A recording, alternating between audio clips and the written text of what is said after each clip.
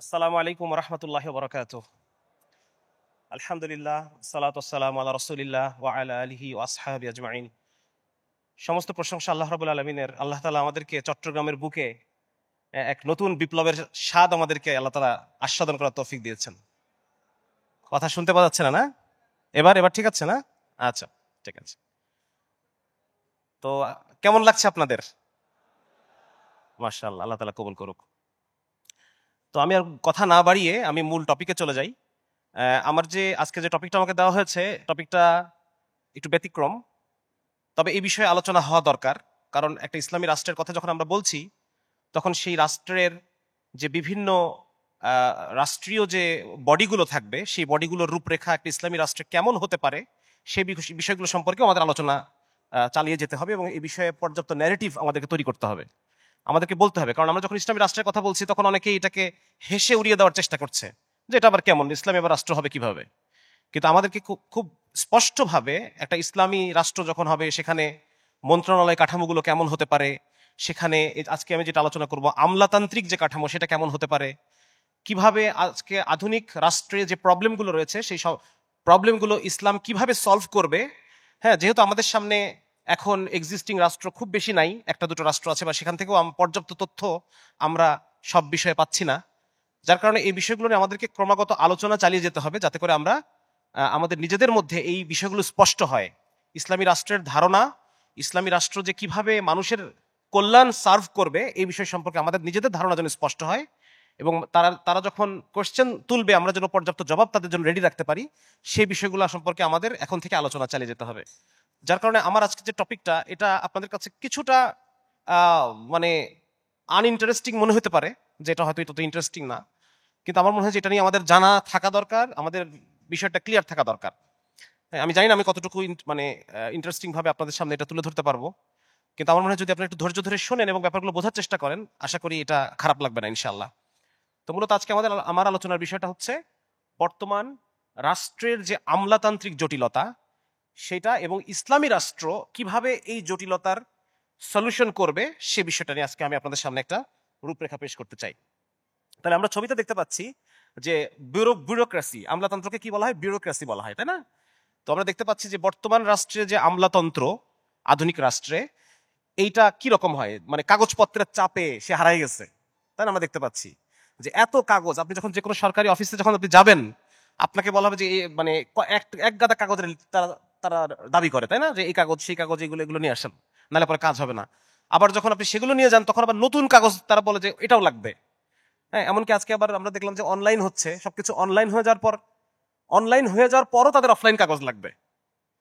তাহলে প্রথমত এই জিনিসটা একটা পরিবেশ দূষণ করে, ঠিক কিনা?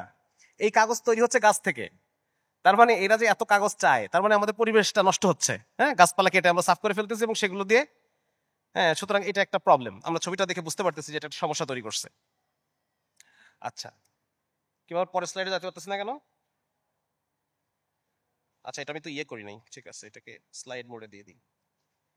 আচ্ছা, তাহলে এই জায়গায় আমি কিছু ছবি নিয়ে আসছি। দেখেন দেখেন ওইখানে মানে একটা ড্রাগন, কয়েক মাথাওয়ালা ড্রাগন, সে যখন একটা কাগজ দিয়ে একটা কাগজ সে পেশ করছে, একটা কাগজ দিলে একটা মাথা কাটবে, একটা মাথা কাটার পর আরো অনেকগুলো মাথা তৈরি হয়েছে, সেই মাথাগুলো আরো কাগজ দাবি করতেছে তার কাছে। হ্যাঁ, এটা থেকে আমরা বুঝতে পারতেছি যে আমাদের যে আমলাতন্ত্র, সেটা আসলে একটা একটা দানবের মতো। হ্যাঁ, এটা আপনার কাছে একটার পর একটা ডকুমেন্ট সে চাইতেই থাকবে, একটার পর একটা আপনার কাছে একটা কাগজ সে চাইতেই থাকবে। ওইদিকে ছবিটাতে আমরা দেখতে পাচ্ছি যে ওখানে লাল ফিতা দেখছেন, মানুষটা সে তার টার্গেটে পৌঁছাতে পারতেছে না লাল ফিতার কারণে। আমলাতন্ত্রকে বলা হয় রেড টেপিজম। রেড টেপিজম মানে হচ্ছে লাল ফিতার দৌরাত্ম। এই কথা আপনারা বিভিন্ন জায়গায় শুনে থাকেন, তাই না? লাল ফিতার দৌরাত্ম, লাল ফিতা মানে ফাইল। আগেকার দিনে ফাইল এভাবে ফাইলটাকে রেডি করে বাইরে থেকে একটা লাল একটা ফিতা দিয়ে বাঁধা হতো। তাহলে এই লাল ফিতার দৌরাত্ম মানে হচ্ছে আপনার কাছে এত বেশি নিয়ম কানুন এবং এত বেশি কাগজপত্র তারা দাবি করবে, যে আমার যে মূল লক্ষ্যটা ছিল, আপনি যখন নতুন একটা ব্যবসা স্টার্ট করতে যাবেন, যারা এখানে ব্যবসায় আছেন তারা খুব ভালো জানেন যে নতুন একটা ব্যবসা যখন আপনি শুরু করতে যাবেন, তখন আপনার কাছে এত পরিমাণ কাগজ তারা চাবে যে এটা দ্বারা দেখা যাচ্ছে একটা পর্যায়ে একজন ব্যবসায়ী সে ব্যবসা করার মানে উৎসাহ সে হারায় ফেলতেছে। সুতরাং এই প্রবলেমটা শুধুমাত্র বাংলাদেশের প্রবলেম তা না, এই প্রবলেমটা সারা পৃথিবীর প্রবলেম। সারা দুনিয়াতেই বর্তমানে যে আমলাতন্ত্র, এই আমলাতন্ত্র এটা একটা একই ধরনের সমস্যা ফেস করতেছে সমস্ত দেশই। তো এখানে দেখতে পাচ্ছি যে মানুষকে টার্গেটে পৌঁছাইতে বাধা দিচ্ছে এই রেড টেপ, লাল ফিতার দৌরাত্ম্য। আর এই পাশে আমরা একটা ছবি, সেখানে আমরা দেখতে পাচ্ছি যে এক টেবিল থেকে তাকে আরেক টেবিলে পাঠাচ্ছে। দেখেন, ও যখন একটা দরজা দিয়ে ঢোকার চেষ্টা করতেছে, তাকে বলা হচ্ছে তুমি ওই দরজায় যাও। আবার ওই দরজা দিয়ে যখন সে ঢোকার চেষ্টা করবে, তখন বলা হবে ওই দরজায় যাও। এটা আপনারা ফেস করছেন কিনা অনেকে। আপনাকে বলা হবে যে আপনি অমুকের কাছ থেকে একটা সই নিয়ে আসেন। অমুকের কাছ থেকে যখন সই নিতে যাবেন, তখন উনি আবার তমুকের কাছে আপনাকে পাঠাবে। এইভাবে আপনাকে টেবিল টু টেবিল ঘুরতে হবে। বিউরোক্রেসি যে শব্দটা, এই শব্দটার আসছে ফ্রেঞ্চ ওয়ার্ড বিউরো এবং গ্রিক ওয়ার্ড ক্রেটোস, এটা থেকে। বিউরো শব্দের অর্থ হচ্ছে ডেস্ক বা অফিস। হ্যাঁ, মানে আপনাকে এক ডেস্ক থেকে আরেক ডেস্কে পাঠানো হচ্ছে। অফিসের শাসন। ক্রেসি শব্দের অর্থ হচ্ছে শাসন, ডেমোক্রেসি। ডেমো মানে জনগণ, ক্রেসি মানে শাসন, ঠিক আছে না, রুল আর পলিটিক্যাল পাওয়ার। তাহলে বিউরোক্রেসি মানে হচ্ছে টেবিলের শাসন। হ্যাঁ, আলটিমেটলি আপনি দেখবেন যে গণতান্ত্রিক ব্যবস্থায় জনপ্রতিনিধি চেঞ্জ হয়, কিন্তু আমলারা কিন্তু একই থাকে, বছরের পর বছর তারা একই মানুষ থাকে। হ্যাঁ, সুতরাং শাসনটা আসলে তারাই করে। তারা যেভাবে ফাইলটা রেডি করে দেয়, মন্ত্রী ওটাতে সিগনেচার করে। তারা যেভাবে পলিসি তৈরি করে, সেখানেই মন্ত্রী সেটাতে সম্মত না হয় তার উপায় থাকে না। তো যার কারণে এটা হচ্ছে, আমরা যদি এটার মানে এটার অর্থে যাই, অর্থটা হচ্ছে যে নন ইলেক্টেড পার্সন যারা অফিস সামলায়, ডেস্ক সামলায়, তাদের শাসন, এটাকে বলা হয় বিউরোক্রেসি বা আমলাতন্ত্র, ঠিক আছে। এবং এটা নিয়ে সবচাইতে বেশি এটা নিয়ে তথ্য বা গবেষণা করেছেন জার্মান সোসিওলজিস্ট ম্যাক্স ওয়েবার। এবং ম্যাক্স ওয়েবারের মানে ওনার আলোচনা আমরা সামনে আরো পাবো, সেটা নিয়ে আমরা আরো বিস্তারিত আলোচনা করব। মানে উনি দেখানোর চেষ্টা করেছেন যে আদর্শ ব্যুরোক্রেসি কোনটা, আদর্শ আমলাতন্ত্র কেমন হতে পারে, এবং সেগুলোর কি কি প্রবলেম আছে সেটা উনি আইডেন্টিফাই করেছেন। আপনারা আমাদের জীবনের সাথে অনেক কিছু মিলাতে পারবেন ইনশাল্লাহ। দেখেন, ব্যুরোক্রেসি কাকে বলে সেখানে একটু আলোচনা করি। যে body of non elected officials, যারা নন ইলেক্টেড পার্সন। একটা হচ্ছে আপনার পলিটিশিয়ান, যারা ইলেক্টেড হয়, যারা নির্বাচিত হয়। আর ব্যুরোক্রেট তারা নির্বাচিত হয় না, তারা নিয়োগপ্রাপ্ত হয়। হ্যাঁ, 2 নম্বর হচ্ছে administrative system governing any large institution. এটা শুধু সরকারি অফিসে না, এটা যে কোনো প্রাইভেট অফিসও এই ব্যুরোক্রেটিক সিস্টেমে চলতে পারে, শুধু সরকারি অফিসে চলবে তা না। আমরা জনপ্রতিনিধি, আমলা এরা জনপ্রতিনিধি নয়, এরা ভোটের মাধ্যমে নির্বাচিত নয়। ফলে রাজনৈতিক সরকার পরিবর্তন হয়, কিন্তু আমলারা পরিবর্তন হয় না, এরা থেকে যায়।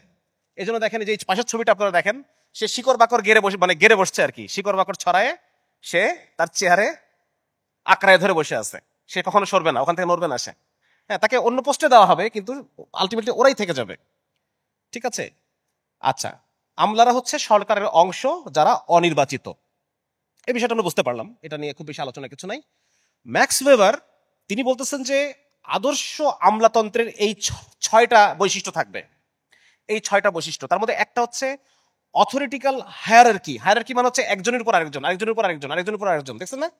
হ্যাঁ, সহকারী সচিব, সিনিয়র সহকারী সচিব, তারপর থাকে উপসচিব, তার উপর থাকে যুগ্ম সচিব, তার উপরে থাকে আবার অতিরিক্ত সচিব, তার উপরে থাকে সচিব, আবার সিনিয়র সচিব একজন আছে, এর উপরে থাকে মন্ত্রী। মানে এই যে একটার পর একটা ডেস্ক। এই দেখেন ছবিটা দেখে বোঝা যাচ্ছে। হ্যাঁ, ছোট অফিসার থেকে আস্তে আস্তে আস্তে বড় অফিসার। ওই কাগজ নিয়ে যে লোকটা দাঁড়ায় আছে, তার অবস্থা চিন্তা করেন। ওকে এখন প্রত্যেকটা ওই কাগজটা যেতে হবে। ছোট অফিসার, আপনারা যদি আমলাতন্ত্রের কাজগুলো সম্পর্কে না জানেন, তাহলে এই বিষয়টা ধরতে পারবেন না। প্রথমে ছোট অফিসার যে কাজটা করবে, সে ওই কাগজটা নিয়ে এই কাগজের উপর কি সিদ্ধান্ত হতে পারে এটার উপর একটা নোট লিখবে। ওই কাগজটার সাথে একটা কাগজ অ্যাড করবে। এগুলোকে আমরা ফাইলিং বলি, ডকেটিং বলি। এগুলো আমাদেরকে শেখাইছে, আমরা যখন ফাউন্ডেশন ট্রেনিং করছি বিসিএস এর পরে, আমাদেরকে এগুলো শেখানো হয়েছে।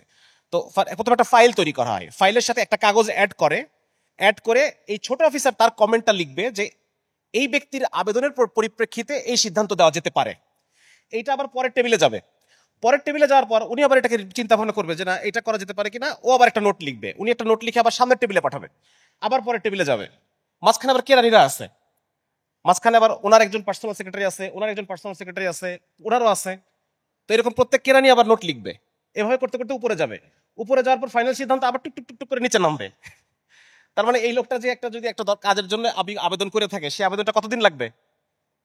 এটা দীর্ঘ সময়ের ব্যাপার না? এই জন্য দেখবেন যে সরকারি কোনো কাজ যখন যায়, মন্ত্রণালয়ে যায়, আমরা আশা করি, মানে আমরা যারা গভর্নমেন্ট অফিসিয়াল, আমরাই আশা করি যে একটা কাজ মন্ত্রণালয় হয়ে যদি আসতে হয়, কমপক্ষে 2 মাস লাগবে। কমপক্ষে 2 মাস। 2 মাসের আগে ওটা মন্ত্রণালয় থেকে ঘুরে আসবে না কখনো। তাহলে আমরা গভর্নমেন্ট অফিসিয়াল, আমরাই এটা ধরে রাখি। তাহলে যদি ধরেন যারা গভর্নমেন্ট সার্ভিস করেন না, তাদের ক্ষেত্রে কি হবে ব্যাপারটা? কয় মাসের ব্যাপার? 3-4 মাসের ব্যাপার। আরো টাকা পয়সা তো আছে, সেখানে পরে আসতেছি আমি। রাক্ষস কক্ষসের মন গড়া মিথ্যে গল্প নয়, বরং জীবন ঘনিষ্ঠ সত্য গল্প শোনায় টুনটুন বুকস। তাহলে ম্যাক্স ভেবার বলতেছেন যে 6টা ক্রাইটেরিয়া আছে আমলাতন্ত্রের, 6টা বৈশিষ্ট্য। 1 নম্বর হচ্ছে অথরিটিক্যাল হায়ারার্কি, একজনের উপর আরেকজন, আরেকজনের উপর আরেকজন এভাবে থাকবে। 2 নম্বর হচ্ছে ফর্মাল রুলস এন্ড রেগুলেশনস। দেখবেন যে আপনারা অফিসে গেলে একটা কথা শুনবেন, সবকিছু একটা নিয়ম আছে, আমাদেরকে নিয়ম মেনে চলতে হয়, নিয়মের বাইরে আমরা কিছু করতে পারি না। তার মানে প্রত্যেকটা অফিস কিভাবে চলবে, এই যে ব্যুরোক্রেটিক সিস্টেম, এটার একটা খুব হার্ড অ্যান্ড ফাস্ট কঠিন একটা নিয়ম আছে। এই নিয়মের বাইরে ওরা কেউ কিছু করতে পারে না। এবং যেখানে যত নিয়ম সেখানে তত দুর্নীতি। যেখানে যত নিয়ম, এটা আমার কথা না, এটা পশ্চিমা যারা এই ব্যুরোক্রেসি নিয়ে যে সমস্ত সমাজবিজ্ঞানীরা গবেষণা করছে ওনারাই বলতেছেন যে যত বেশি নিয়ম তত বেশি নিয়ম ভাঙা, তত বেশি নিয়ম ভাঙার জন্য তত বেশি টাকা। তো সুতরাং ব্যাপারটা হচ্ছে এটা। 2 নম্বর হচ্ছে এই একটা formal very strict rules and regulations মধ্য দিয়ে এই সংগঠনটা রান করবে। 3 নম্বর হচ্ছে ডিভিশন অফ লেবার, এক একটা অফিস এক একটা কাজ করবে। আপনি কোনোদিনও এক অফিসকে দিয়ে আরেকটা কাজ করাতে পারবেন না। এজন্য দেখবেন ঢাকা শহরে ধরেন সুয়ারেজের কাজ হয়েছে, মানে টয়লেট গুলা যেখান দিয়ে যায়, মানে মানুষের যে বর্জ্য পদার্থ, এই কাজ হওয়ার পরে একবার রাস্তাটা রোডস এন্ড হাইওয়েজ থেকে বা কথার কথা সিটি কর্পোরেশন থেকে সুন্দর করে রাস্তাটা বানিয়ে দিয়ে গেছে, একদম ফ্রেশ রাস্তা। এরপর দেখবেন ওয়াসা এসে আবার কাটাকাটি শুরু করছে, তাই না? একদম আমাদের ওখানে ওই মিরপুর একে একেবারে নতুন রাস্তা, ঝকঝকে রাস্তা, মানে 1 মাসও হয় না রাস্তার বয়স, আবার ওয়াসা এসে আবার কাটছে রাস্তা। হ্যাঁ, এবং ওরা মুখিয়ে থাকে যে কখন এই রাস্তাটা হওয়ার পরে আমি কাটবো, আগে কাজটা করবো না। অথচ যদি ওই সুয়ারেজের সাথে, মানে বর্জ্য পদার্থের কাজের সাথে একসাথে পানির পাইপগুলো বসায় ফেলতো, তাহলে কিন্তু রাস্তা একবার বানিয়ে দিলে হয়ে যেত। কিন্তু কখনোই ও ওই আরেকটা কাজ করবে না, আরেক ডিপার্টমেন্টের কাজ ও কখনো করতে পারবে না। ওই ডিপার্টমেন্টের কাজ হওয়ার পর ও তার উল্টাপাল্টা কাজটা শুরু করবে। তার মানে বোঝা গেল এখানে খুব স্ট্রিক্ট ডিভিশন অফ লেবার, মানে একটা অফিস যে কাজটা করবে তাকে দিয়ে আপনি জীবনেও কোনোদিন অন্য একটা কাজ করাতে পারবেন না। এটা হলো একটা। 3 নম্বর হচ্ছে ক্যারিয়ার ওরিয়েন্টেশন। এটা একটা হাইলি ক্যারিয়ারাইজড প্ল্যাটফর্ম। এখানে যে ঢুকবে সে একদম চেষ্টা করবে যে বসে বের হওয়ার, ক্যারিয়ার ওরিয়েন্টেড, তাই না? হ্যাঁ, মানে একবারে সে যে কথার কথা যে আজকে ম্যাজিস্ট্রেট হিসেবে ঢুকছে, সে তার টার্গেট থাকবে যে আমি সচিব হয়ে বের হব। সুতরাং এই পুরো জায়গাটা একটা হাইলি ক্যারিয়ার ওরিয়েন্টেড একটা জায়গা, এটা একটা ক্যারিয়ার। 5 নম্বর হচ্ছে ইমপার্সোনালিটি। এটা আপনার ব্যক্তিগত সুযোগ সুবিধাকে দেখবে না। এটা একটা অন্যতম বড় ফল্ট হচ্ছে, সে বলতেছে যে আমি মানুষের সেবা দেওয়ার জন্য আসছি, পাবলিক সার্ভিস দিচ্ছি আমি, কিন্তু প্রত্যেকটা পাবলিকের প্রবলেম তো আলাদা আলাদা। আপনার পার্সোনাল যে প্রবলেমটা এটা সে সলভ করবে না। সে বলবে যে আমার হাত পা বাঁধা, আমি নিয়মের অধীন, এই নিয়মের বাইরে গিয়ে আমি আপনাকে কোনো হেল্প করতে পারবো না। ইমপার্সোনালিটি, একজন পার্সনের জন্য সে আলাদা করে আপনার প্রবলেমটা সলভ করবে, এটা সে করবে না। এটা একটা সমস্যা। আর আর শেষ যে ইয়েটা আছে, শেষ যে বৈশিষ্ট্য, সেটা হচ্ছে ফর্মাল সিলেকশন প্রসেস। একটা কঠিন নিয়মের মধ্য দিয়ে এই বিসিএস এর মধ্যে ঢুকতে হয়, তাই না? একটা খুব লম্বা সময় ধরে একটা বড় একটা পরীক্ষা নিয়ে যদিও কথা আছে যে কেন ওই পরীক্ষাগুলো এরকম, বাট এটা স্ট্রিক্ট একটা মানে পরীক্ষা পদ্ধতি যার মধ্য দিয়ে এই সিলেকশনটা নেওয়া হবে, এই ব্যুরোক্রেসি ডেভেলপ করবে, সদস্যদেরকে নেওয়া হবে। তাহলে এই ম্যাক্স ওয়েবার বলতেছেন যে এই 6টা বৈশিষ্ট্য আমলাতন্ত্রে থাকবে। আদর্শ আমলাতন্ত্রের বৈশিষ্ট্য এই 6টা। এটা মনে রাখেন, কারণ এটা নিয়ে আমাদের পরে আমরা দেখব যে এই প্রত্যেকটা বৈশিষ্ট্য একই সাথে উপকারী এবং একই সাথে সমস্যাজনক। ব্যুরোক্রেসির মজাটা হচ্ছে এটা, এই প্রত্যেকটা জিনিস আপনার লাগবে কাজের জন্য, একটা কাজ হওয়ার জন্য, এই প্রত্যেকটা দেশকে রান করানোর জন্য এই প্রত্যেকটা জিনিস আপনার লাগবে, এবং একই সাথে এই প্রত্যেকটা জিনিস বিরাট বিরাট সমস্যা তৈরি করবে। হ্যাঁ, এটা আমরা সামনে দেখবো ইনশাল্লাহ। তাহলে এটা ওই এতক্ষণ যে আলোচনা করলাম সেটা এখানে লেখা আছে, আপনারা পরে পড়ে নিন। হ্যাঁ, যে প্রত্যেকটা অফিস স্পষ্টভাবে বিভক্ত থাকে এবং প্রত্যেকটা অফিসের দায়িত্ব আইন দ্বারা তারা ঠিক করে। 2 নম্বর হচ্ছে কর্মকর্তার ক্ষমতা, কোন কর্মকর্তার কতটুকু ক্ষমতা, কতটুকু দায়িত্ব, এই ডিভিশন অফ লেবার এটা থাকবে। সে তার নিজের ক্ষমতার বাইরে গিয়ে সে কিছু করতে পারবে না, তার ওই ক্ষমতার মধ্যেই সে। আচ্ছা, আমলাতান্ত্রিক চাকরি কর্মকর্তার জীবনের একমাত্র কাজ হিসেবে পরিচালিত হয় যার সঙ্গে তার সমগ্র কর্মজীবন জড়িত, মানে ক্যারিয়ার ওরিয়েন্টেড, যেটা আমি কেবল আলোচনা করলাম। সমস্ত কাজের সোপানক্রমিক বিন্যাস, মানে হায়ারার্কি থাকে। হ্যাঁ, মানে বিভিন্ন একজনের উপর আরেকজন এটা থাকে। তারপর হচ্ছে একটা প্রতিযোগিতামূলক পরীক্ষার ভিত্তিতে এটা হবে। তারপর কর্মকর্তাকে নিয়মিত বেতন দেওয়া হবে এবং কর্মজীবন শেষে তিনি পেনশন পাবেন। এবং আরো আছে কি, যে কন্ট্রোলিং, মানে উপরের বস তার পরের জন্য নিয়ন্ত্রণ করে, তার পরের জনকে সে নিয়ন্ত্রণ করে, এ তার কাছে জবাবদি করতে বাধ্য, এ তার উপরের বসের কাছে জবাবদি করতে, এরকম একটা হায়ারার্কিক্যাল একটা ব্যাপার থাকে। আর পদোন্নতি হয়ে থাকে বিষয় ভিত্তিক, অফিসের সুযোগ সুবিধা এগুলো মানে মেনটেন হয় না অতটা, যাই হোক এটা বাদ দিলাম। মোট কথা এটা হচ্ছে ব্যুরোক্রেসি। ওই একই জিনিস এখানে আবার লেখা আছে। এখানে দুইটা কথা অতিরিক্ত লেখা আছে। একটা হচ্ছে managed through written and traceable directives, মানে হচ্ছে একটা অফিসের আমরা যারা অফিসার আমাদের থাকে, জব ডেসক্রিপশন থাকে যে আপনি কি কি করতে পারবেন, কি করতে পারবেন না, আপনার কাজ কতটুকু, আপনার কি কি কাজ আছে, এইগুলো সব লেখা থাকে, ওটা লেখা আছে এখানে। আরেকটা হচ্ছে রিকোয়ার্স এ ফুল টাইম অকুপেশন, এটা একটা ফুল টাইম অকুপেশন থাকে তাদের, এটা আমরা আলোচনা করছি। এখন এইটা ব্যুরোক্রেসির যে সিস্টেমটা, এটা সর্বপ্রথম এটা চালু হয় চীনে, চীন দেশে এটা সর্বপ্রথম চালু হয়। এবং মজার ব্যাপার হচ্ছে পরবর্তী সময়ে চীনারা এটাকে মানে স্টপ করে দেয় যে এই ব্যুরোক্রেসি, আমরা এখন দেশটা উন্নত হইতে হবে, উন্নত হওয়ার জন্য আমাদেরকে পশ্চিমাকরণ করতে হবে আমাদের দেশকে, আমাদের দেশটা হইতে হবে মানে ওয়েস্টার্নদের ফলো করতে হবে, এবং ওয়েস্টার্নদেরকে ফলো করতে গেলে আমাদেরকে ব্যুরোক্রেসি এটা রাখা যাবে না, বুঝা গেছে? এই জন্য তারা তাদের দেশে যে এতকাল প্রায় 800 বছর ধরে চলা একটা সিস্টেম, আরো বেশি সরি 1000 বছর ধরে চলা একটা সিস্টেম, এই সিস্টেমটাকে তারা তাদের দেশে বন্ধ করে দেয়। বন্ধ করে দেওয়ার পরে ইউরোপ এটা স্টার্ট করে। এটা ভালো করে দেখেন আপনারা, যে সিভিল সার্ভিস এক্সাম তারা বন্ধ করে দেয়, এবং বন্ধ করে দেওয়ার পরে paradoxically at a time when similar system were introduced in the western countries। তার মানে একটা জিনিস বোঝা গেল, আমি এখানে কোশ্চেন মার্ক দিছি তিনটা, খেয়াল করছেন? এটা এই কারণে দিছি যে আমরা সবকিছুতে পশ্চিমা দেশকে ফলো করি, কিন্তু এমনও তো হতে পারে যে আমাদের যে ফরম্যাটটা আছে এটা ওদের চেয়ে বেটার। চীন দেশে যে ফরম্যাটটা ছিল সেটা ওদের চেয়ে বেটার ছিল, ওরা পশ্চিমকে ফলো করতে গিয়ে ওদের বেটার সিস্টেমটাকে অফ করে দিছে, এবং অফ করে দেওয়ার পরে পশ্চিম নিজেই ওটাকে চালু করছে।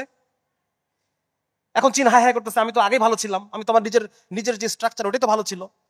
সুতরাং এখান থেকে আমাদের যে শিক্ষাটা, যে আমরা যে সবখানে পশ্চিমকে ফলো করতে চাই, এইটা আমাদের জন্য ক্ষতিকর। কারণ এমন মানে যাচাই বাছাই ছাড়া আমরা পশ্চিমের অন্ধ অনুসরণ করতেছি, এইটার ফলে আমরা আমাদের নিজেদের অনেক রত্ন ভান্ডার হারায় ফেলতেছি।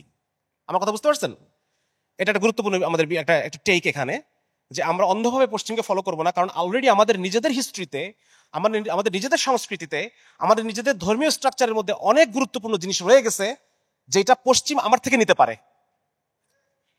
যেরকম পশ্চিম চীন থেকে এই ব্যুরোক্রেসিটা নিছে, এটা তারা পশ্চিম আমাদের থেকে নিতে পারে, এমন অনেক কিছু আমাদের আছে। সো আমরা অন্ধভাবে পশ্চিমকে ফলো করব না।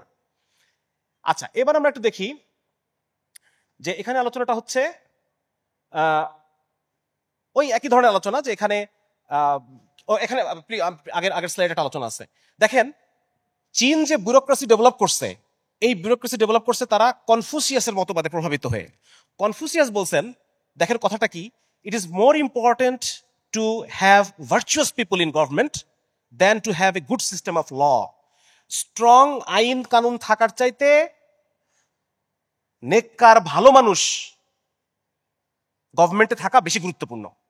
তার মানে এই শব্দটা আপনার মনে রাখেন, যে ভার্চুয়াস পিপল, নেককার মানুষ, যারা ভালো মানুষ, যারা ধর্মভীরু ধর্মপ্রাণ মানুষ, এই ধরনের মানুষ গভর্নমেন্টে থাকা বেশি গুরুত্বপূর্ণ।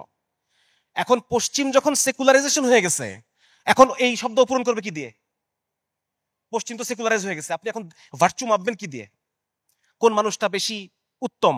আপনি তো শুধু একাডেমিক যোগ্যতা দেখে, পরীক্ষায় পাস দেখে আপনি গভর্নমেন্ট অফিসিয়াল নিয়োগ দিচ্ছেন। এর ফলে কি প্রবলেম হয়েছে এটা আমরা সামনে দেখব। কিন্তু এই জিনিসটা মনে রাখেন যে চীন যে ব্যুরোক্রেসি ডেভেলপ করছিল, সেখানে তারা নেককার পুণ্যবান ব্যক্তিকে তারা নিয়োগ দিত। কিন্তু পশ্চিম যখন সেকুলার ওয়েস্টার্ন ওয়ার্ল্ড যখন তারা চীনকে কপি করলো, তখন কিন্তু তাদের ওই নেককার মানুষ নিয়োগ দেওয়ার কিন্তু ব্যাপারটা নাই এখন। কারণ তারা ধর্মকে কিন্তু ত্যাগ করছে। ধর্মকে যদি আপনি ত্যাগ করেন, আপনি নেককার মানুষ মাপবেন কি দিয়ে? মাপতে পারতেছেন না। তাহলে এটা একটা গুরুত্বপূর্ণ বিষয় আমরা আলোচনা করে ফেললাম।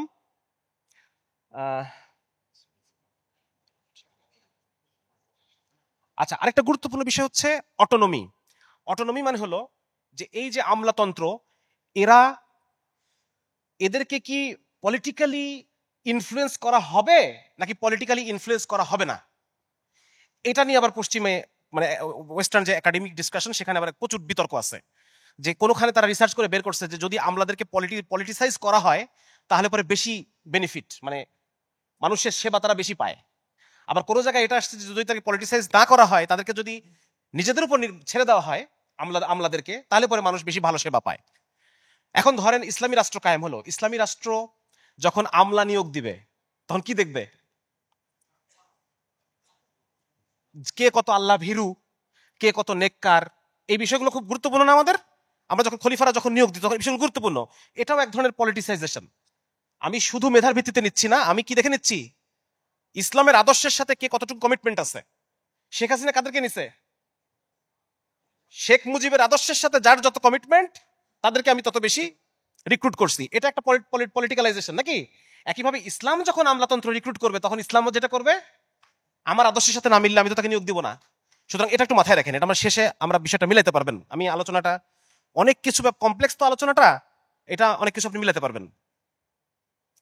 আচ্ছা, এখানে একটা ম্যাক্স ওয়েবারের একটা লেখা থেকে পুরো জিনিসটা এখানে আলোচনা হয়েছে। এখানে একই জিনিস আপনাগুলো পড়ে নিয়েন, এখানে আমার বিস্তারিত আলোচনা কিছু নাই। এদের ফিক্সড স্যালারি থাকে, এদের বিভিন্ন ইয়ে থাকে। তবে ম্যাক্স ওয়েবার যে ব্যুরোক্রেসির কথা বলছেন, উনি এটাও জানতেন এই ব্যুরোক্রেসির মধ্যে প্রচুর প্রবলেম আছে, কিন্তু কিছু করার নাই, কারণ এটা লাগবেই। একটা রাষ্ট্র চালাইতে হলে আমাদেরকে লাগবে না, লাগবেই, নাহলে আপনি রাষ্ট্র চালাতে পারবেন না। কিন্তু এটার মধ্যে যে বিভিন্ন ধরনের সমস্যা আছে এটা উনিও জানতেন, এবং উনি বলতেছেন যে পলিটিশিয়ান এবং আমলাদের মধ্যে একটা ব্যালেন্স করতে হবে, একজন আরেকজনকে ব্যালেন্স করবে। কিন্তু আলটিমেটলি কি সেটা হয়? গণতান্ত্রিক সিস্টেম এটা হয়? গণতান্ত্রিক সিস্টেম এটা হয় না, বরং আমলাতন্ত্রকে ওরা প্রভাবিত করার চেষ্টা করে। আওয়ামী লীগ গভর্নমেন্ট চেষ্টা করছে এটাকে প্রভাবিত করার, এদেরকে বিভিন্ন কাজ করায় নেওয়ার।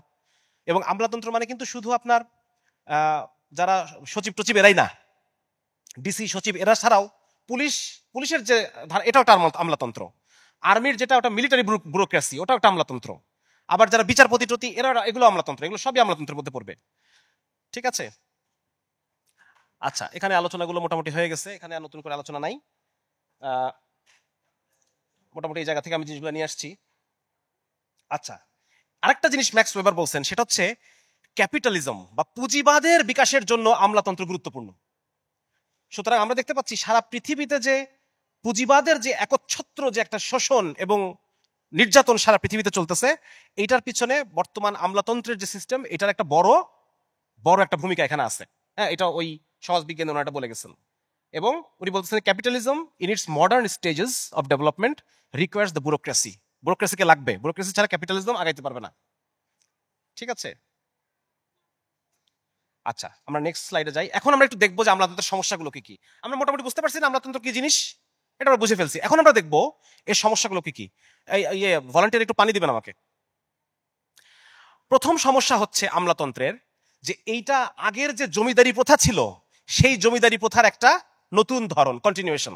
এটা আমার কথা না, এটা ঢাকা ইউনিভার্সিটির emeritus professor Sirajul Islam sir চৌধুরীর কথা, যে এটা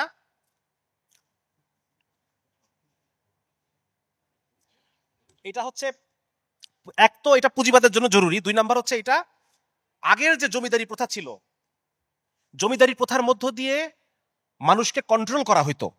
সুতরাং এটা দিয়েও মানুষকে কন্ট্রোল করা হয়। সেখানেও এরকম একজনের উপর আরেকজন, আরেকজনের উপর আরেকজন এরকম ছিল। হ্যাঁ, ছোট জমিদার, গোমস্তা, নায়েবের উপরে গোমস্তা, গোমস্তার উপরে জমিদার, জমিদারের উপর আবার আরেকটু বড় কিছু তালুকদার, শিকদার, হাওলাদার, এগুলো আপনারা শুনছেন না? প্রত্যেকের বংশ পদবিতে এগুলো আছে। এইগুলো হচ্ছে একজনের উপর আরেকজন, আরেকজনের উপর আরেকজন। খন্দকার, তালুকের মালিক তালুকদার, হাওলার মালিক হাওলাদার, হাওলা মানে এলাকা, এরকম বিভিন্ন রকম এগুলো একজনের উপর একজন থাকে।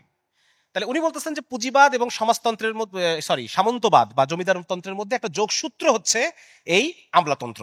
এবং এই আমলাতন্ত্রটা হচ্ছে আগের যে জমিদারি প্রথা ছিল, সেই জমিদারি প্রথার একটা কন্টিনিউয়েশন। এবং আপনারা লক্ষ্য করবেন, স্যার না বললে তারা মাইন্ড করে। জানেন এটা? দেখছেন, খেয়াল করছেন? আপনি যদি তাদেরকে স্যার না বলেন, স্যার না ডাকেন, আমাকে স্যার ডাকবা, যদি স্যার না ডাকেন তাহলে তারা মাইন্ড করবে। তো এটা হচ্ছে সেই জমিদারি প্রথার ওই আগের যে, তারা হচ্ছে জমিদার, আমরা হচ্ছে প্রজা। হ্যাঁ, আমাদের তাদেরকে স্যার ডাকতে হবে, এরকম একটা ব্যাপার এখানে কাজ করে। আরেকটা জিনিস হচ্ছে এই যে ব্যুরোক্রেসি, আজকের যে আমলাতন্ত্র, এটা কাদের তৈরি বলেন তো? কারা দিয়ে গেছে এটা? এটা ব্রিটিশদের দিয়ে যাওয়া। এই আমলাতন্ত্র আমাদেরকে ব্রিটিশরা দিয়ে গেছে। এবং তখন এই পোস্টগুলোতে কারা থাকতো? আজকের যে ডিসি, আজকের যে এসপি, এই পোস্টগুলোতে তখন কারা নিয়োগ পাইতো? আরে কথা বলে না কেন? ইংরেজরা নিয়োগ পাইতো। ওরা হচ্ছে ইংরেজ, আমরা হলাম নেটিভ। ওরা শাসক, আমরা হচ্ছে প্রজা, আমরা শাসিত। ওই যে সম্পর্কটা, ওই সম্পর্কটা এখনকার ব্যুরোক্রেসির মধ্যে আছে না নাই? হ্যাঁ, তাদেরকে আমাদের স্যার বলে ডাকতে হবে। আমেরিকায় কিন্তু নাই, স্যারটার এভাবে বলে ডাকার নিয়ম নাই। তাদেরকে স্যার বলে ডাকতে হয়, তাদেরকে ওইরকম ভক্তি করতে হয়, তাদেরকে, হ্যাঁ, ব্রিটিশদেরকে এই দেশের নেটিভ প্রজারা যেভাবে ভক্তি করতো সেভাবে তাদেরকে ভক্তি করতে হবে। এরকম বিভিন্ন বিষয় এখানে জড়িত। তার মানে আরেকটা জিনিস আমরা বুঝলাম যে এই আমলাতন্ত্র ব্রিটিশদের দিয়ে যাওয়া একসাথে এটা আগের যে জমিদারি প্রথা ছিল সেটার একটা কন্টিনিউয়েশন, 2 নাম্বার হচ্ছে এটা একই সাথে উপনিবেশের কন্টিনিউশন। কিসের কন্টিনিউশন? উপনিবেশের কন্টিনিউশন। এবং সিরাজুল ইসলাম চৌধুরী সাহেব উনি দেখাইছেন যে ব্রিটিশরা যে ক্ষমতা ছেড়ে গেছে, কাদের কাছে ছেড়ে গেছে?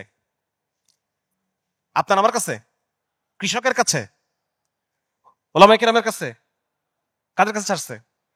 এই আমলাদের কাছে ছেড়ে গেছে।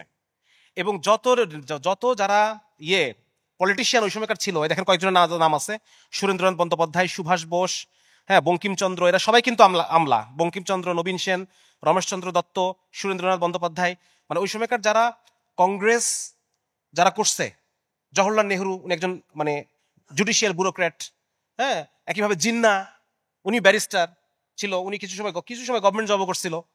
সুতরাং এরা সবাই কিন্তু ব্যুরোক্র্যাট। সুতরাং ওরা যে ক্ষমতা দিয়ে গেছে ব্যুরোক্র্যাটদের কাছে, নিজেদের হাতে বানানো যারা তাদের কাছে দিয়ে গেছে।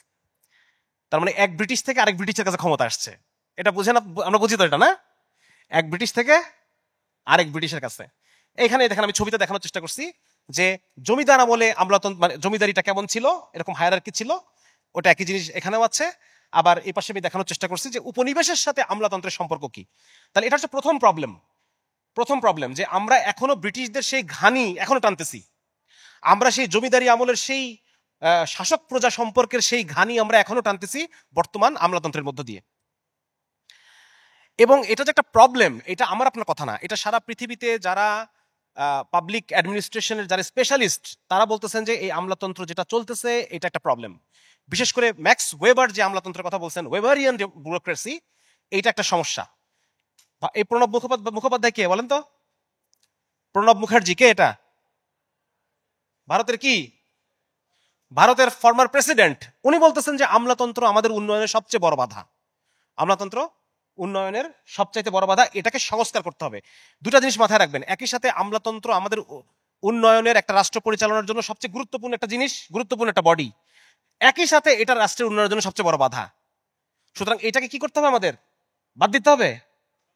কি করতে হবে? সংস্কার করতে হবে। মাইন্ডেড, এটা খুব গুরুত্বপূর্ণ জিনিস। এবং এই কারণে 1980 থেকে 1990 সালের মধ্যে যত স্ক্যান্ডিনেভিয়ান দেশগুলো আছে, ডেনমার্ক, তারপর হচ্ছে আপনার নেদারল্যান্ড, সুইডেন, নরওয়ে, ফিনল্যান্ড, এই সমস্ত দেশগুলা তাদের আমলাতন্ত্রের ব্যাপক সংস্কার করে। দেখেন লেখা আছে 1980 থেকে 1990 সালের মধ্যে এই সমস্ত দেশগুলা ব্যাপকভাবে সংস্কার করে। এবং এই সংস্কার প্রক্রিয়াটার নাম হচ্ছে NPM, নিউ পাবলিক ম্যানেজমেন্ট। এখানে তারা কি করে এটা আমাদের একটু জানতে হবে, তাহলে আমরা পরের আলোচনা ইসলামের সাথে কানেক্ট করতে পারবো। ইসলাম কি করছে আর এরা কি করছে এটা একটু বুঝতে পারবেন। আপনাদের বিরক্ত লাগতেছে? টপিকটা বিরক্তিকর, একটু ধৈর্য ধরে শোনেন ইনশাল্লাহ। আচ্ছা, এখন তারা কি করলো দেখেন। তারা এখন যেটা করলো সেটা হচ্ছে যে ম্যাক্স ওয়েবার যে আমলাতন্ত্রের কথা বলছে, মানে আমাদের দেশে এখন যে আমলাতন্ত্র আছে, এই ধরনের আমলাতন্ত্রকে তারা সংস্কার করবে। কিভাবে সংস্কার করবে সেটা আমরা একটু দেখবো সামনে। তার আগে আমি দুটো জিনিস আলোচনা করি। একটা হচ্ছে যে আমরা আমলাতন্ত্রের যে 6টা শর্ত আমরা পড়ছি, এই 6টা শর্তের সমস্যা কি এটা একটু দেখে নেই। 1 নম্বর শর্ত ছিল অথরিটি হায়ারার্কি। দেখেন আপনারা ছবিটা একটু খেয়াল করেন, অ্যাসিস্ট্যান্ট টু দ্য এইড। কতক্ষণ বাকি আছে আমার? হ্যাঁ, আমার তখন আলোচনা পুরাই বাকি, আমার নাকি 5 মিনিট বাকি আছে। তাহলে তো আমি আলোচনা শুরু করতে পারলাম না এখনো। যাই হোক, আচ্ছা দেখেন এটা ছবিটা একটু খেয়াল করেন, assistant to the aid of the deputy vice chairman of the committee to reduce bureaucracy. তাহলে দেখেন কয়টা অফিসার এখানে? দেখেন তো কয়টা অফিসার। একটা কমিটি হয়েছে, সেই কমিটির একটা চেয়ারম্যান আছে, সেই চেয়ারম্যানের একটা ভাইস আছে, ভাইস চেয়ারম্যান। ওই ভাইস চেয়ারম্যানের একটা ডেপুটি আছে, ওই ডেপুটির আবার একটা এইড আছে, ওই এইডের অ্যাসিস্ট্যান্ট হচ্ছে এই লোক। তার মানে বুঝতে পারছেন কতগুলো বেহুদা কাজে এতগুলা মানুষকে আমি নিয়োগ দিছি এবং তাদেরকে আমার বেতন দিয়ে টানা লাগতেছে। সুতরাং এই অথরিটি হায়ারার্কি প্রবলেম হচ্ছে ইম্পসিবিলিটি অফ টাস্ক। কাজগুলো অনেক কঠিন হয়ে যায়, এক্সপেনশনারি টেন্ডেন্সি, দীর্ঘসূত্রিতা, অনেক টাইম লাগে, স্লো টু চেঞ্জ, এটা কাজগুলো সহজে হইতে চায় না। Yesmanship, yes sir, yes sir, yes sir. কখনো কথা বলতে দেখছেন কোন অফিসারকে? তার বস ফোন দিছে, আপনি পাশে দাঁড়িয়ে শুনতেছেন, কখনো হয়েছে? 1 মিনিটের মধ্যে 100 বার স্যার বলবে। 1 মিনিটের মধ্যে 100 বার বলবে স্যার, স্যার, স্যার, জি স্যার, জি স্যার, স্যার, স্যার, স্যার, জি জি স্যার, স্যার, স্যার। কখনো না বলবে না। এটাকে বলা হয় ইয়েসম্যানশিপ। ঠিক আছে, বস যদি ভুলও করে ও বলতে পারবে না স্যার আপনি ভুল, স্যার জি স্যার ঠিক আছে, এখন এখন রাত, জি স্যার রাত। ঠিক আছে, এই হচ্ছে অবস্থা। আর এর ফলে কি হচ্ছে, এর ফলে ইনএফিসিয়েন্সি অফ দ্য অর্গানাইজেশন, মানে যে অর্গানাইজেশনটা কাজ করতেছে অর্গানাইজেশনটা মানে কাজ করতে পারে না, কাজ হয় না, অনেক কিছু হয়, মিটিং ইটিং সিটিং সব হয় কিন্তু কাজ হয় না। ঠিক আছে, এটা কেন? কারণ হচ্ছে এই অথরিটি হায়ারার্কির কারণে। এবং ওয়েস্ট হয়, টাকা ওয়েস্ট হয়, গভর্নমেন্টের টাকা, পাবলিকের টাকা ওয়েস্ট হয়। এই যে দেখেন কতগুলো অফিসার নিয়োগ দিছি একটা কাজের জন্য, এত অফিসার দরকার ছিল না? দরকার ছিল, এটা দরকার আসলে তো দরকার নাই। তো যার কারণে আমরা বুঝতে পারলাম যে অথরিটি হায়ারার্কি দরকারও আছে আবার দরকারও নাই, দুটাই। কিছুটা কমান্ড এবং কন্ট্রোল দরকার আছে, কিন্তু আবার এটা বেশি বর্তমান যা ব্যুরোক্রেসি বেশি। 2 নম্বর হচ্ছে যেটা বলছি যে ফর্মাল রুলস এন্ড রেগুলেশনস। এখানে প্রবলেমগুলো কি? 1 নম্বর হচ্ছে রেড টেপ, আমরা যেটা কেবল আলোচনা করলাম, এত বেশি নিয়ম কানুন। হ্যাঁ, আমাকে নিয়ম মানতেই হবে, প্রথমে ওর কাছে যেতে হবে, ওখান থেকে ওখানে যেতে হবে, ওখান থেকে ওখানে যেতে হবে। 2 নম্বর হচ্ছে এটাকে বলে ব্যুরোক্রেটিক রিচুয়ালিজম, প্রথা। এই প্রথাটাকে মানতে হবে। সে যে একটা প্রবলেমকে অ্যাড্রেস করবে, এই প্রবলেমের যে সলিউশনগুলো আছে সেটাকে খুঁজে বের করবে, এই মূল কাজটা থেকে সে দূরে সরে যায়, সে ফর্মালিটি মেনটেন করা তার জন্য বেশি গুরুত্বপূর্ণ। 3 নম্বর হচ্ছে এটাকে বলে ব্যুরোক্রেটিক ইনার্শিয়া, জড়তা, কাজকর্ম একদম জড়ো হয়ে গেছে, কাজ আগাচ্ছে না, মাসের পর মাস চলে যায়, কাজ আগায় না। আর হচ্ছে করাপশন। একটা উদাহরণ দিছে যে ইউএস ডিপার্টমেন্ট অফ এগ্রিকালচার বলতেছে এটা সমস্ত ইউএস এর সমস্ত গ্রামে গ্রামে এই অফিসটা আছে। হ্যাঁ, কিন্তু মাত্র একটা উনি বলছে কাউন্টি, কাউন্টি মানে গ্রাম, গ্রামকে মনে হয় কাউন্টি বলে। বলে যে 7টা, যদি 7টার মধ্যে থাকে, 7টা যদি গ্রাম থাকে, প্রতি 7টা গ্রামে একটাই মাত্র একটা ফার্ম আছে, কিন্তু অফিস কিন্তু সবগুলোতে আছে। তাহলে বাকিগুলোর কাজ কি? আমাদের দেশে অবস্থা আছে কি নাই? অফিস আছে, কাজ নাই, আছে না এরকম? হ্যাঁ আছে, বসে বসে বেতন নিচ্ছে। আজকে আমরা সকালে গেছিলাম হচ্ছে বন বন গবেষণায় একটা আছে না আপনাদের, ওইখানে গেছি, ওখানে সব বিভাগ প্রচুর অফিস, কোনো কাজ নাই, বসে আছে, বেতন নিচ্ছে। এবং আমি একটা জিনিস বলছি যে যত বেশি নিয়ম তত বেশি দুর্নীতি। এই যে এখানে ওই রিসার্চ গুলো আছে, আপনারা একটা পড়ে নিন, যে যত বেশি নিয়ম তত বেশি দুর্নীতি, এখানে লেখা আছে। আচ্ছা, তাহলে প্রবলেমগুলো আমরা আলোচনা করতেছিলাম এবং ইসলাম কি বলে আমি সাইড বাই সাইড এখানে আনছি। 1 নম্বর হচ্ছে রেড টেপ, একটা প্রবলেম। এই 5টা প্রবলেম ব্যুরোক্রেসির, মেইন 5টা প্রবলেম, আরো অনেক প্রবলেম আছে, এই 5টা মেইন। তার মধ্যে একটা হচ্ছে রেড টেপ। রেড টেপ হচ্ছে আমরা জানি যে, বুঝতে পারলাম যে আসল উদ্দেশ্যের চেয়ে, রেজাল্টের চেয়ে, মানুষকে যে আমি সার্ভিস দিব এই সার্ভিসের চেয়ে ফর্মালিটি বেশি। কিন্তু ইসলাম কি এটা করবে? ইসলাম তো ইনসাফের জিনিস নাকি? ইসলামের যে ব্যুরোক্রেসি সেটা হচ্ছে result based, not formality based. এত নিয়ম কানুন মানা হবে না। নিয়ম হচ্ছে 3টা, একটা হচ্ছে তাকওয়া, ইখলাস এবং আনুগত্য, এই 3টা হচ্ছে নিয়ম, এটা আমরা সামনে দেখব। 2 নম্বর হচ্ছে ব্যুরোক্রেসির আরেকটা প্রবলেম হচ্ছে কনফ্লিক্ট হয়। কনফ্লিক্ট মানে দেখা যাচ্ছে একই কাজ 2টা অফিস করতেছে, 2 ভাবে করতেছে, যার কারণে একটা কনফ্লিক্ট তৈরি হয়। এটা আবার ডুপ্লিকেশন হয়, দেখা যাচ্ছে একই কাজ 2টা অফিস মিলে করতেছে, এও করতেছে ও করতেছে, তার মানে অর্থের অপচয়, সময়ের অপচয়, শ্রমের অপচয়, এই ধরনের অপচয় হয়। আর ইসলামের ক্ষেত্রে যেটা হবে সেটা হচ্ছে যেহেতু এখানে রেজাল্টের নিয়মটা মুখ্য না, রেজাল্টটা মুখ্য, সুতরাং যখন একই কাজ 2জন মিলে করতেছি তখন আমরা এটা আপোষে বসে সলভ করে নেব, কারণ আমার কাজটা উদ্দেশ্য, জনগণের টাকা বাঁচানোর উদ্দেশ্য, ইসলামী ব্যুরোক্রেটির উদ্দেশ্য এটা, নিয়ম কানুনের বেড়াজালে আমরা আটকানা। 4 নম্বর হচ্ছে ইম্পেরিয়ালিজম, মানে ব্যুরোক্রেসি, আমলাতন্ত্র, এটা সবকিছুকে প্রভাব বিস্তার করতে চায়, নেতাদের উপর প্রভাব বিস্তার করতে চায়, জনগণের উপর প্রভাব বিস্তার করতে চায়।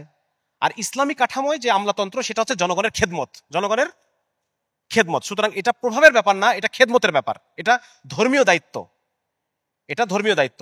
সুতরাং দ্রুততম সময়ে কিভাবে জনগণের উপকার করা যায়, ইসলামী ব্যুরোক্রেসি সেই চেষ্টা করবে। আর হচ্ছে যে আরেকটা প্রবলেম হলো ওয়েস্ট, জনগণের টাকা নষ্ট হয়। এটা কি? এটা হচ্ছে ইসলামী ব্যুরোক্রেসিতে বাইতুল মালকে সর্বোচ্চ হেফাজতের চেষ্টা করা হবে, সর্বোচ্চ হেফাজতের চেষ্টা করা হবে, মিনিমাম খরচে সর্বোচ্চ রেজাল্ট যেন দেওয়া যায় সেটা ইসলামী ব্যুরোক্রেসি চেষ্টা করবে। এটাই তো হওয়া উচিত নাকি? এটা হওয়া উচিত।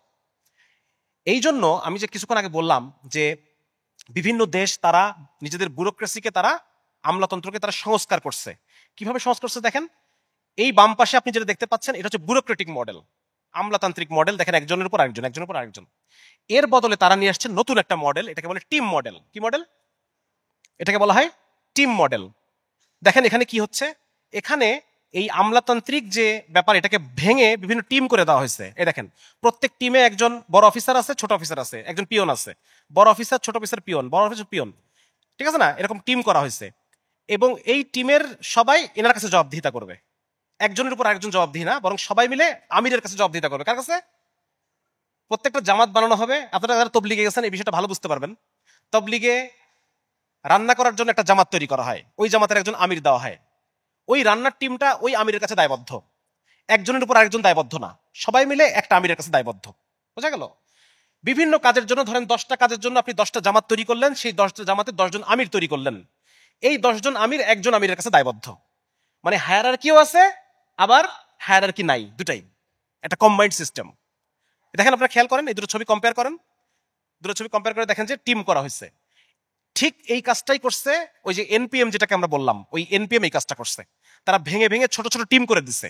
আমলাতন্ত্রের এই যে সিঁড়িটাকে ভেঙে টিম করে দিছে, এবং টিম করে দেওয়ার পরে এই টিমটাকে একজন একজনের কাছে দায়বদ্ধ টিম করে দিছে আর কি। প্রতিযোগিতা তৈরি করছে, প্রতিযোগিতা, কে কত সুন্দরভাবে কাজ করতে পারো। এর ফলে তাদের কাজের মান অনেক বেড়ে গেছে।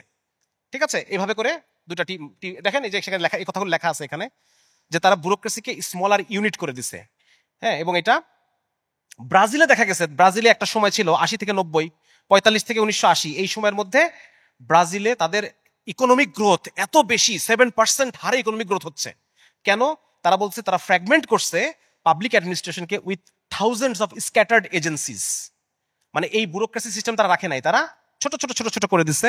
এবং তাদের মধ্যে মানে তাদেরকে দেখাশোনা করার জন্য তারা আইন কানুন ঠিক মতো মানতেছে কিনা, তারা রেজাল্ট ঠিক মতো প্রডিউস করতে পারতেছে কিনা, এইটা দেখার জন্য আরো 900 এজেন্সি তারা নিয়োগ দিচ্ছে।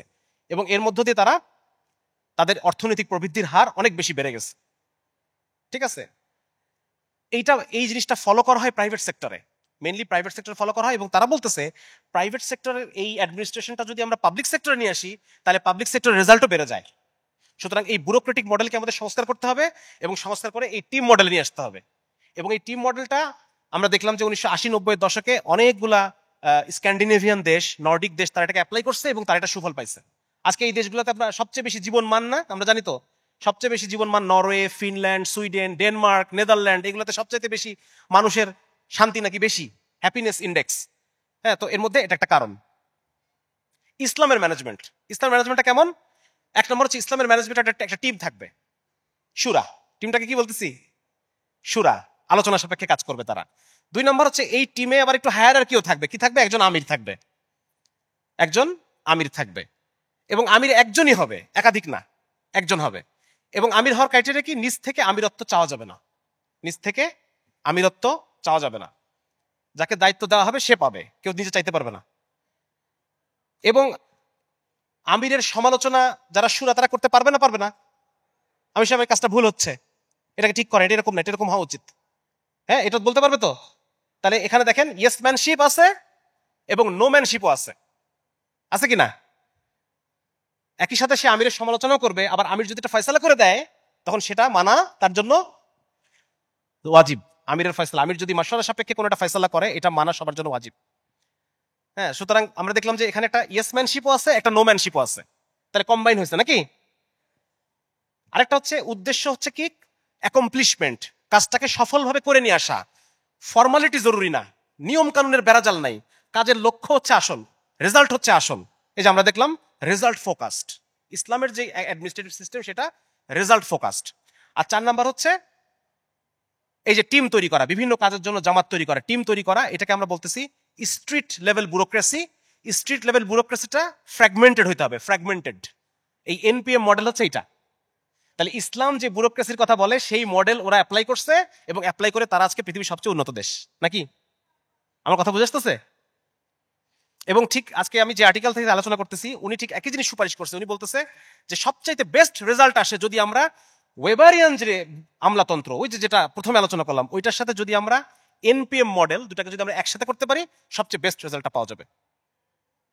ঠিক আছে, এবং ইসলামের যে ব্যুরোক্রেসি, এটার মূল ইয়ে হচ্ছে, আপনারা যদি দেখেন, আমি হয়তো দেখাবো সামনে, আমাকে যদি টাইম দেওয়া হয়, আলী রাদিয়াল্লাহু তাআলা আনহু মিশরের গভর্নর মালিক ইবনে আশতার, ওনার কাছে একটা লিখিত দিক নির্দেশনা পাঠান। তার মধ্যে উনি উল্লেখ করছেন যে কি কি থাকতে হবে তোমার। 1 নম্বর হচ্ছে ইসলামে, আমি আগেই বলছি, দেখেন ব্রাজিল যখন উন্নতি করছে, এই লাল কালিতে লেখাটা একটু আপনারা পড়েন, ব্রাজিল নিয়োগ দিছে 50,000 পার্সোনাল পলিটিক্যাল অ্যাপয়েন্টমেন্টস। খেয়াল করছেন? ইসলাম যখন নিয়োগ দিবে তখন কি পলিটিক্যাল নিয়োগ দিবে না? ইসলামের পলিটিক্যাল আইডিওলজির সাথে যারা একমত সেই লোকগুলোকে তো আমি নিয়োগ দিব ব্যুরোক্রেসিতে। তার মানে একই সাথে ফ্র্যাগমেন্টেড হইতে হবে এবং একই সাথে ইসলামিক আইডিওলজির সাথে যারা একমত তাদেরকে নিয়োগ দিব আমি। পলিটিক্যালাইজেশন অফ দ্য ব্যুরোক্রেসি, এটা থাকতে হবে। এটা না থাকলে কাজ হবে না। হজ উমরা বিশ্বকোষ আপনার নিজের জন্য এবং হজ উমরাগামী আপনার প্রিয়জনের জন্য এই গ্রন্থটি হতে পারে একটি শ্রেষ্ঠ উপহার।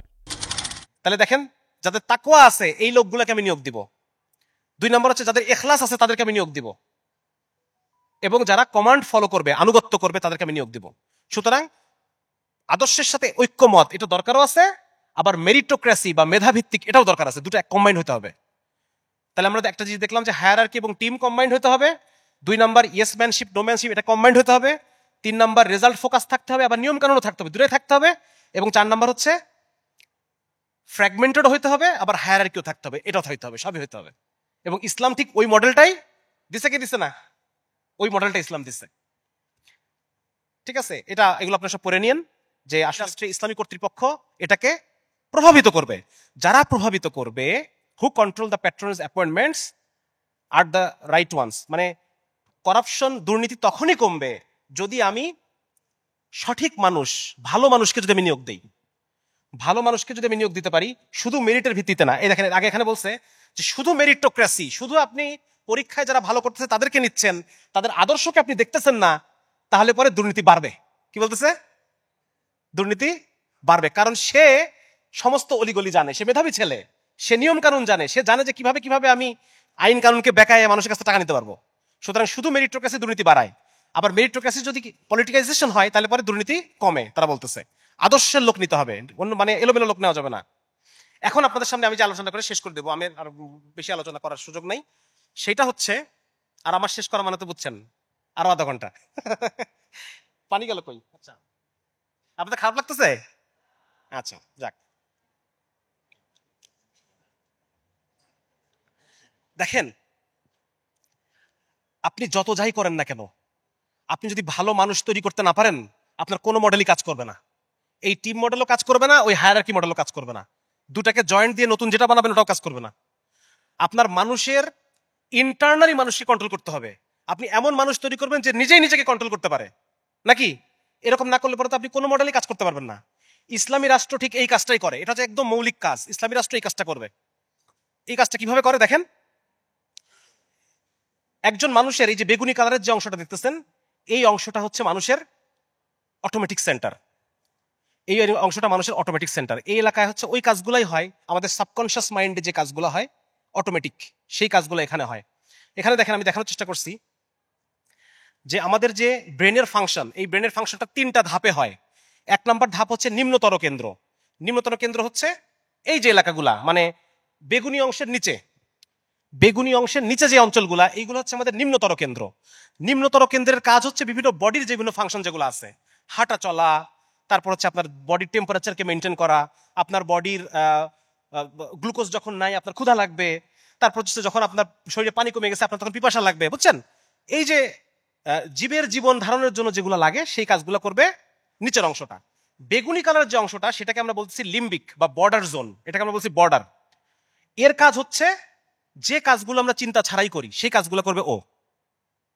যে কাজগুলো করার জন্য আমাদের কোনো চিন্তা করা লাগে না। যেমন ধরেন আপনি বনের মধ্যে দিয়ে খুব রিল্যাক্স করে হাঁটতেছেন, আপনি আশপাশ দেখতেছেন, খুব সুন্দর পরিবেশ, হঠাৎ করে একটা সিংহ আপনার সামনে চলে আসছে।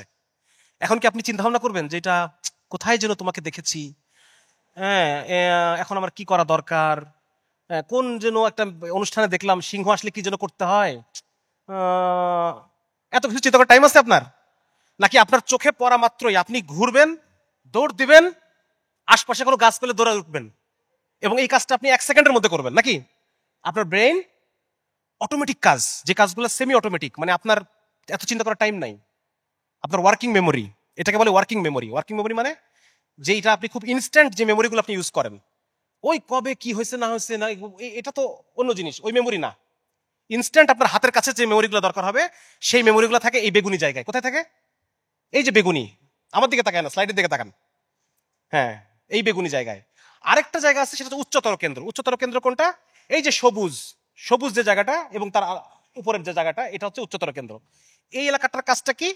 এই এলাকার কাজ হচ্ছে ওই যে বললাম কবে কি হয়েছিল, এই স্মৃতিগুলো ধারণ করা, ডিস্ট্যান্ট মেমোরিজ, এগুলো ধারণ করা, সেগুলো স্মৃতিতে রাখা, হ্যাঁ, প্রয়োজনের সময় সেগুলোকে কম্বাইন করে একটা সিদ্ধান্ত দেওয়া, এবং সেই সাথে আমাদের যে অন্যান্য কাজ, হাত পায়ের যে মুভমেন্ট টুভমেন্টগুলো আছে এগুলোকে খুব স্পেসিফাই করা, সূক্ষ্ম করা। বান্দর কেমন লাঠি ধরে, বান্দরের লাঠি ধরা আর আমার লাঠি ধরা কলম ধরা সমান? হ্যাঁ, আমি যেভাবে সুন্দর করে কলমটা ধরতে পারি ওইভাবে কলম ধরতে পারবে না, বুঝা গেছে? সুতরাং এই যে বডি মুভমেন্টগুলোকে খুব প্রিসাইজ করা, সুন্দর করা, এটা হচ্ছে আমাদের ব্রেনের এই উচ্চতর কেন্দ্রের কাজ। এখন আমি যেটা বলতে চাচ্ছি, ব্যাপারটা বোঝেন, আমার যে ক্ষুধা লাগছে এটা আমাকে কে টের পাবো কিভাবে? নিম্নতর কেন্দ্র আমাকে টের পাবে এটা, ঠিক আছে না? আর মাঝখানের যে বর্ডার এলাকা সে আমাকে বোঝাবে যে তোর এখন খাইতেই হবে, তোর এখন এত চিন্তা করার টাইম নাই, তোমার এখন খাইতে হবে, নাহলে পরে তোমার খবর আছে। এটা হচ্ছে ও আমাকে বোঝাচ্ছে। আর উচ্চতর কেন্দ্র বলতেছে বিবেক, ও বলতেছে না, এটা অন্য কারো খাবার, তুমি এটা খেতে পারবে না, হতে পারে এটা অন্য কারো খাবার। এইভাবে আমাদের ব্রেন কাজ করে, আমাদের আচরণ কন্ট্রোল হয়। তার মানে আমার আবেগ কাজ করছে, বিবেক কাজ করে নাই, মানে এটা কে কাজ করছে বলেন? আবেগ কাজ করছে, বিবেকে কাজ করে নাই, তার মানে তার ওই বেগুনি অঞ্চল কাজ করছে না? হ্যাঁ।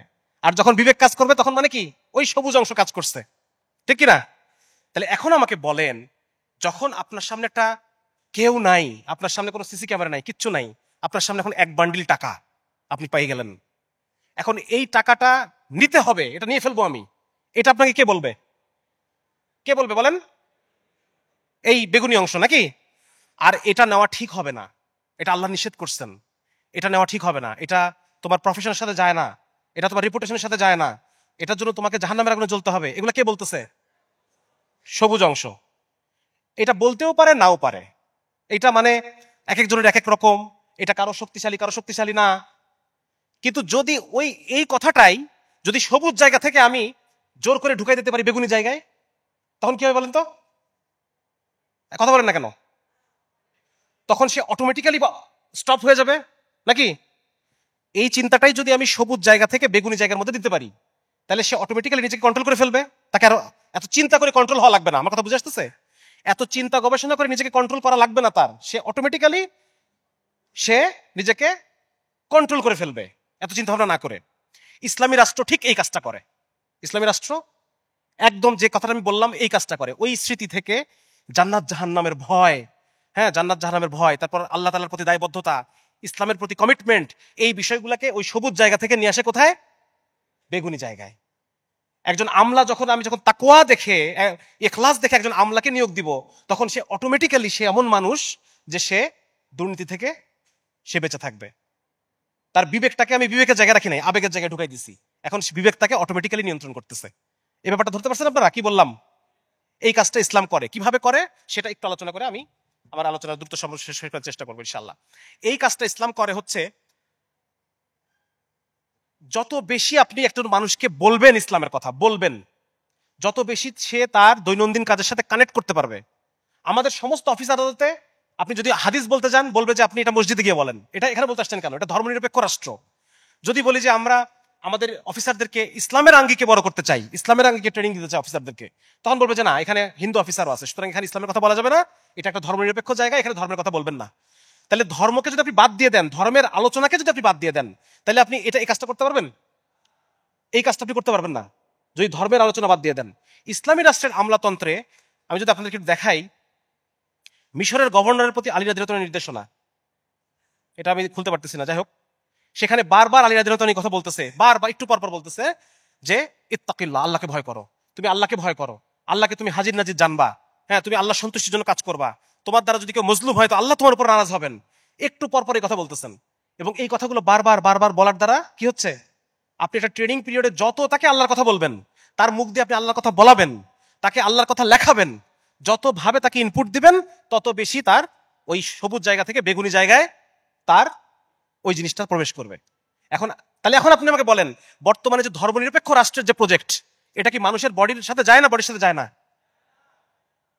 তাহলে এই ধর্মনিরপেক্ষ রাষ্ট্র মানুষের আচরণ নিয়ন্ত্রণ করতে ব্যর্থ, কারণ সে ধর্মকে ইউজ করতে পারতেছে না। মানুষের আচরণ নিয়ন্ত্রণ করার জন্য ধর্মের যে ভূমিকা, সেই ভূমিকাটাকে একটা ধর্মনিরপেক্ষ রাষ্ট্র ইউজ করতে দেয় না। যে লোকটার অফিসকে দেখেন, এখানে একটা কথা লিখছি যে জায়নামাজের পার্টিকে ধর্ম মনে করে, কিন্তু অফিসের টেবিলকে সে ধর্ম মনে করে না। যদি অফিসের টেবিলকে তাকে ধর্ম মনে করাতে পারতাম তাহলে কি হতো বলেন? সে জামাতের টাইমকে সে যত পবিত্র মনে করতেছে, সে অফিসে আসা যাওয়ার টাইমটাকে সে পবিত্র মনে করতেছে না। একটা ওয়াজের বইকে সে যত পবিত্র মনে করতেছে, অফিসের ফাইলকে সে ততটা পবিত্র মনে করে না।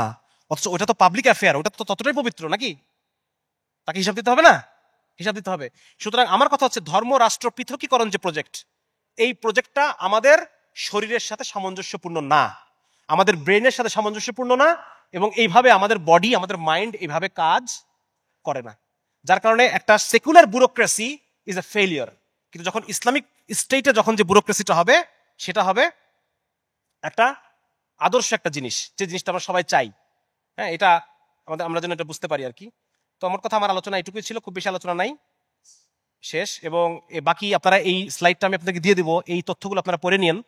এবং এটাই বর্তমান যে ওয়ার্ল্ড আমলাতন্ত্র সংস্কারের জন্য যে প্রস্তাবনাগুলো দিছে, এই প্রস্তাবনাগুলো ইসলামের সাথে পুরোপুরিভাবে মিলে যায়, পুরোপুরিভাবে ইসলামের সাথে মিলে যায়। ঠিক আছে? এবং আরেকটা জিনিস বলে আমি শেষ করে দিই। এখানে আমি অনেক কিছু আনছিলাম রাসূল সাল্লাল্লাহু আলাইহি ওয়াসাল্লাম, এগুলো কিন্তু আমি বলতে পারলাম না এগুলা।